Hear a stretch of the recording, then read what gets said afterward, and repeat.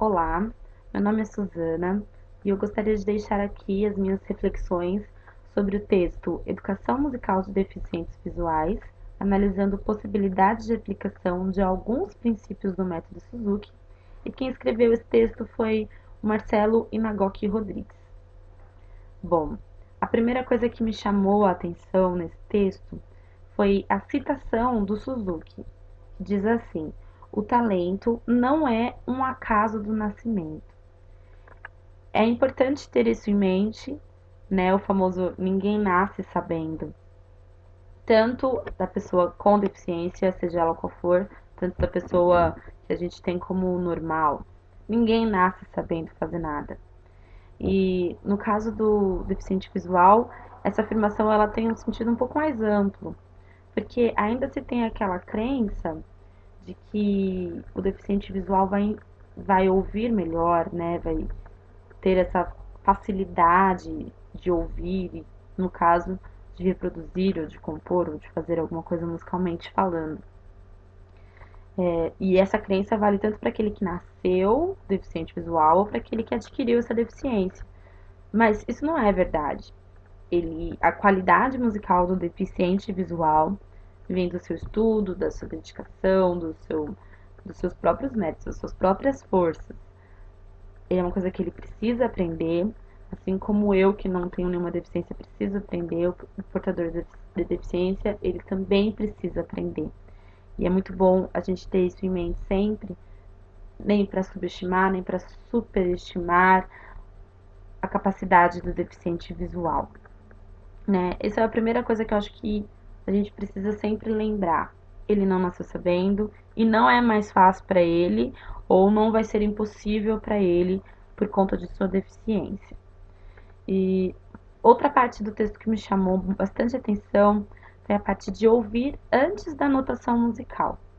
Ou seja, a gente precisa ter sempre esse contato com a música antes de torná-la técnica, antes de saber registrá-la de que maneira seja.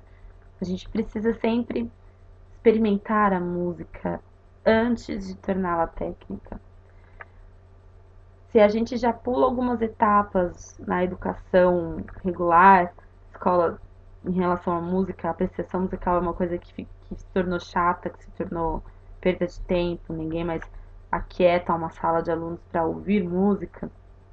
Eu imagino que com essa ministrando aula para deficientes visuais, a apreciação talvez passe desapercebida, né? A gente já foca na parte que vai ser difícil aos nossos olhos, que vai ser ensinar a tocar, o deficiente a tocar o instrumento vai ser muito difícil. Então a gente talvez pularia a parte da apreciação. Não sei se é assim que acontece, isso é uma coisa que eu tô elucubrando, mas essa parte de ouvir, de experimentar, de sentir a música, de ouvir o que te agrada, o que te desagrada, o compositor que você gosta, o que você não gosta, os timbres. Essa experiência é a base da educação musical, porque ela vai tratar com os nossas emoções, as nossas sensações, para que depois a gente se torne um bom músico, para que depois a gente expresse isso da nossa maneira, né? Eu gosto sempre de lembrar que música é expressão, música é arte. Então, mesmo que você apenas execute uma peça de alguém, isso de certa maneira é experiência sua, tem a ver, fala diretamente com quem você é. E com deficiente visual é a mesma coisa.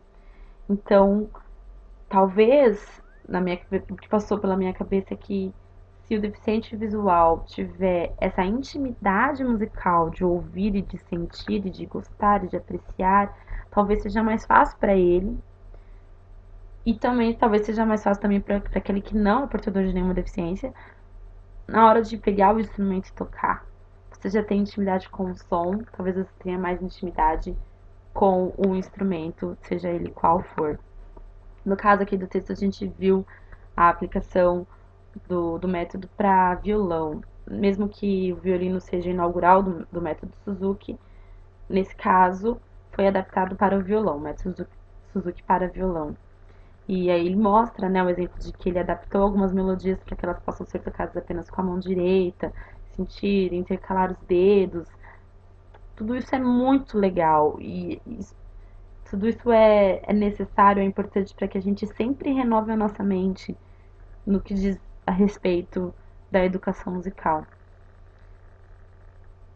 Talvez a gente tenha alguns obstáculos aí com deficiência, alguns preconceitos, algumas dificuldades que às vezes a gente coloca na nossa cabeça, dificuldade de adaptação, seja independente da deficiência, a gente encontra diversos obstáculos, né? É espaço, é adaptação, é método, é música, é maneira, não sei, a gente encontra muitos obstáculos.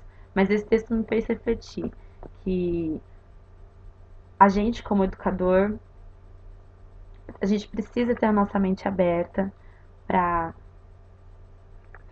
desenvolver, para renovar, para inventar novos métodos, novas técnicas, e tem que sempre abrir a nossa mente para isso. E quanto mais eu estudo essa educação especial, né, mais ela abre a minha cabeça em relação ao ensino da música, porque não tem barreiras para música, não tem barreiras para arte. Todos nós somos capazes de produzir arte. Às vezes o problema está no nosso modo de ver. Talvez a minha exigência como professora, a minha exigência da produção sonora do meu aluno seja muito grande. E às vezes o que ele tem para oferecer é tão bom e tão lindo quanto aquele aluno que pode e que tem uma técnica maravilhosa. Eu acho que é isso. Eu acho que a educação especial, de maneira geral, tem aberto os meus olhos para a educação musical. E eu espero que abra os olhos das outras pessoas também.